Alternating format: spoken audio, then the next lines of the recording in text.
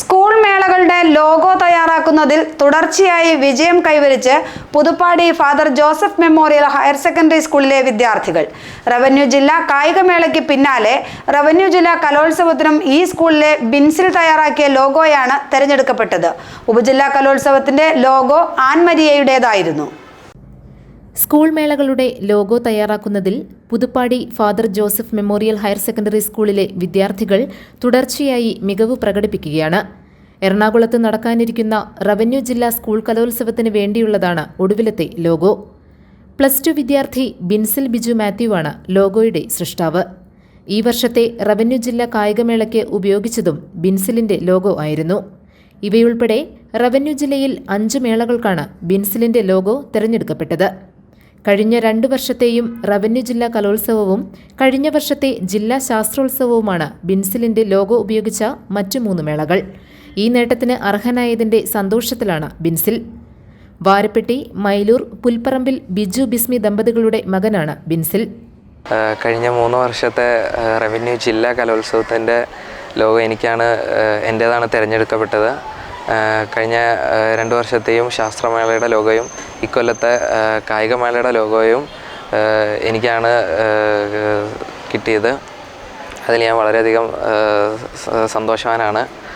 ഇതിനെനിക്ക് പൂർണ്ണ പിന്തുണയും തന്ന സജീഷ് സാറിനോടും സ്കൂളിലെ പ്രിൻസിപ്പളായ സുനിൽ സാറിനോടും എൻ്റെ ക്ലാസ് ടീച്ചറായ ഷനോസ് സാറിനോടും എൻ്റെ വളരെയധികം നന്ദി ഞാൻ അർപ്പിക്കുന്നു.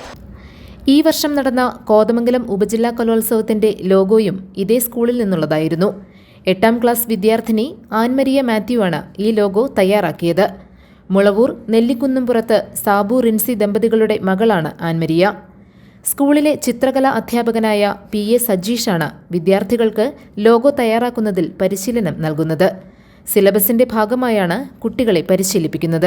ഹൈസ്കൂൾ വിഭാഗത്തിൽ ഒരു ലെസൺ തന്നെയുണ്ട്, എങ്ങനെയാണ് ഒരു ലോഗോ ക്രിയേറ്റ് ചെയ്യണത്. അത് കുട്ടികൾ പഠിക്കുന്ന ഒരു അവസരത്തിലാണ് പലപ്പോഴും കലാകാര്യത്തിന് വേണ്ടി പലപ്പോഴും ലോഗോ വിളിക്കുന്നത്. അപ്പോൾ അതിൻ്റെ ഒരു പശ്ചാത്തലത്തിൽ നമ്മൾ കുട്ടികൾക്ക് ട്രെയിൻ ചെയ്യുക, അല്ലെങ്കിൽ UP സെക്ഷൻ തുടങ്ങിയാൽ ഈ ഹൈസ്കൂൾ +2 തലങ്ങളിലൊക്കെ നമ്മൾ കോച്ചിങ് കൊടുക്കുന്നത് തന്നെ പ്രത്യേകിച്ച് ഈ ലോഗോയെ കുറിച്ച് തന്നെയാണ്. അപ്പോൾ ഈ കലോത്സവ ലോഗോയിൽ വരുന്ന പല ഇമേജുകളും നമ്മൾ മിക്സ് ചെയ്തിട്ടാണ് പലപ്പോഴും വരുന്നത്. കാരണം ഒന്ന് വിഷ്വൽ ആർട്ടായിട്ട് വരുന്നു, രണ്ടാമത് റൈറ്റിംഗ് കോമ്പറ്റീഷൻ്റെ ഇതൊക്കെ മിക്സ് ചെയ്തിട്ടാണ് വരുന്നത്. അപ്പോൾ മിനിമലൈസ് ചെയ്തിട്ടാണ് പലപ്പോഴും അതിൻ്റെ ലോഗോയുടെ പ്രതീകങ്ങളായിട്ട് വരുന്നത്. അതുപോലെ തന്നെ കലോത്സവങ്ങളായാലും കായികമേള നടക്കുന്ന സ്ഥലങ്ങളിലെ തന്നെ പ്രതീകങ്ങൾ പലപ്പോഴും നമ്മളിതിൽ ഉപയോഗിക്കുന്നുണ്ട്.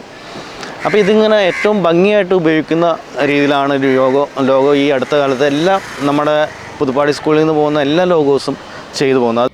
കഴിഞ്ഞ വർഷം സംസ്ഥാന സ്കൂൾ മേളകൾക്കും വിദ്യാർത്ഥികൾ തയ്യാറാക്കിയ ലോഗോ മത്സരത്തിന് അയച്ചിരുന്നു.